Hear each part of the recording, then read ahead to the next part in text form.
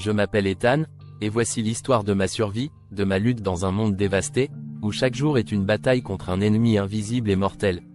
Tout a commencé dans un camp de recherche, situé à la périphérie d'une ancienne zone d'exclusion radioactive.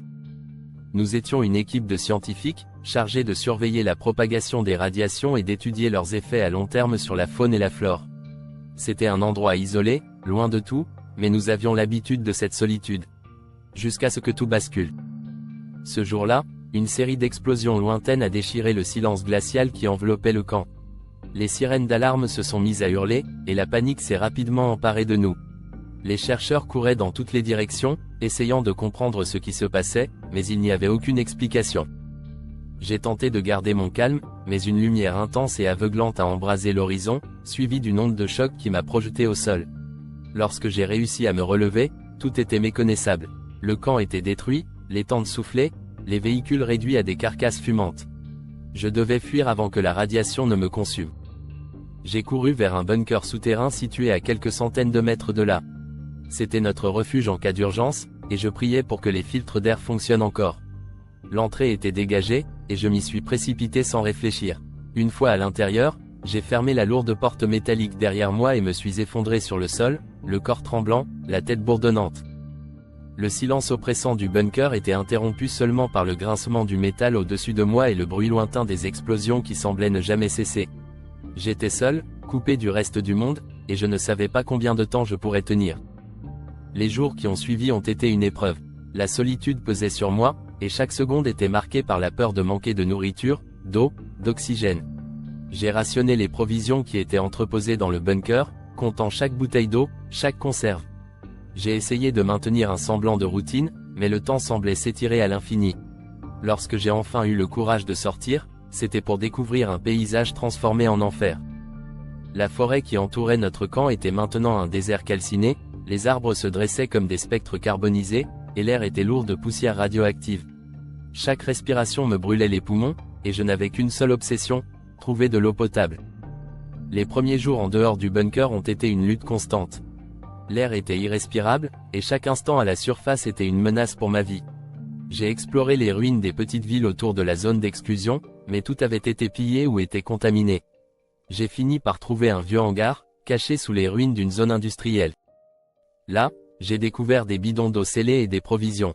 C'était suffisant pour me donner un peu de répit, mais l'illusion de sécurité n'a pas duré longtemps. Quelques jours plus tard, un groupe de survivants a repéré le hangar. Des gens affamés, désespérés, prêts à tout pour mettre la main sur ce que j'avais. Ils ont forcé la porte, et une bagarre s'est ensuivie. J'ai dû me défendre avec une barre de métal trouvée sur le sol, frappant pour ma survie. Lorsque j'ai enfin réussi à m'échapper, couvert de contusions, j'ai pris conscience de l'étendue du danger. Ce n'était pas seulement la radiation ou la faim, mais aussi les autres survivants. La loi du plus fort régnait maintenant, et personne ne pouvait être considéré comme un allié. Quelques jours plus tard, alors que je cherchais des médicaments dans un hôpital en ruine, j'ai rencontré quelqu'un. Elle s'appelait Anna. Comme moi, elle errait, cherchant désespérément de quoi survivre. Ses yeux étaient creusés, son visage marqué par la fatigue et la maladie, mais elle avait ce regard de détermination que j'avais vu chez tant de survivants. Nous avons décidé de nous unir, car nos chances de survie étaient meilleures ensemble. Anna connaissait la région mieux que moi, et elle avait des cachettes où nous pouvions nous abriter des tempêtes radioactives qui balayaient la zone.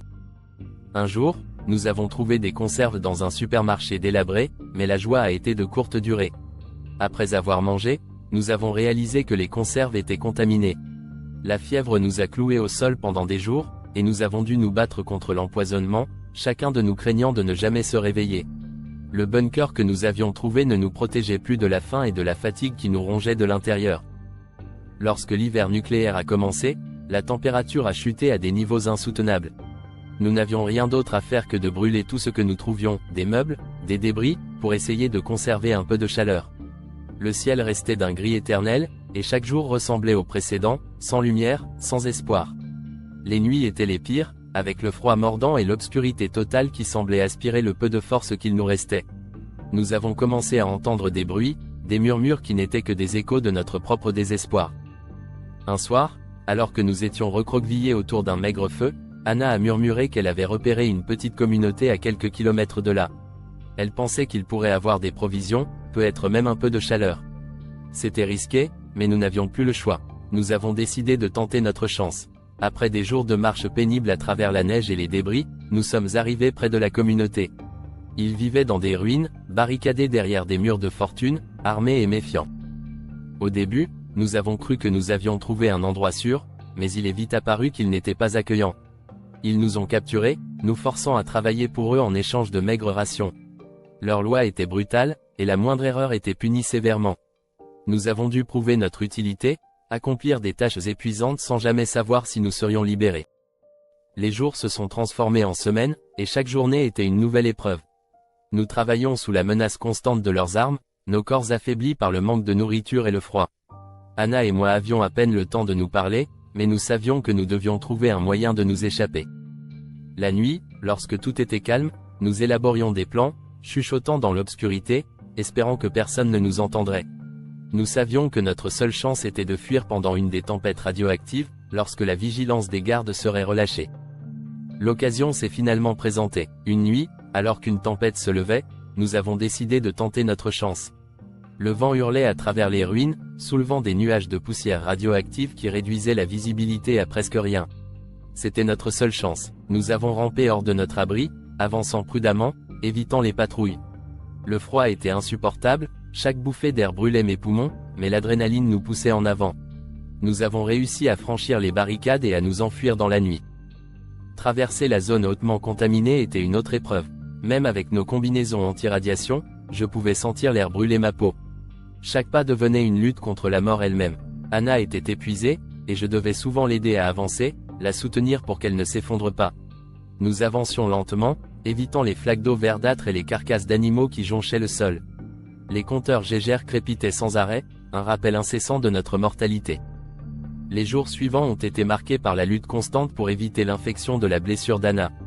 Elle avait été blessée lors de notre fuite, une coupure profonde à la jambe qui s'était rapidement infectée. J'ai fait tout ce que je pouvais pour la soigner, utilisant les maigres ressources que nous avions, mais ses forces déclinaient rapidement. À la fin, alors qu'Anna n'avait plus la force de continuer, elle m'a demandé de partir, de chercher de l'aide. Elle savait qu'elle ne tiendrait plus longtemps, et elle ne voulait pas être un fardeau. C'est à contre-cœur que je l'ai laissée, promettant de revenir. J'ai marché pendant des jours, à travers des territoires infestés de gangs, des zones contaminées, jusqu'à atteindre une ancienne base militaire. C'était là, alors que j'étais au bord de l'épuisement, que j'ai vu un avion survoler la région. Ce simple avion, seul dans le ciel gris, m'a donné l'espoir que quelque part, il y avait encore une chance de survie organisée, un refuge pour ceux qui avaient survécu à l'enfer. Anna m'avait donné la force de continuer, et maintenant, il ne me restait plus qu'à trouver ce refuge, pour elle, pour moi, et pour tous ceux qui avaient perdu tant dans ce monde brisé.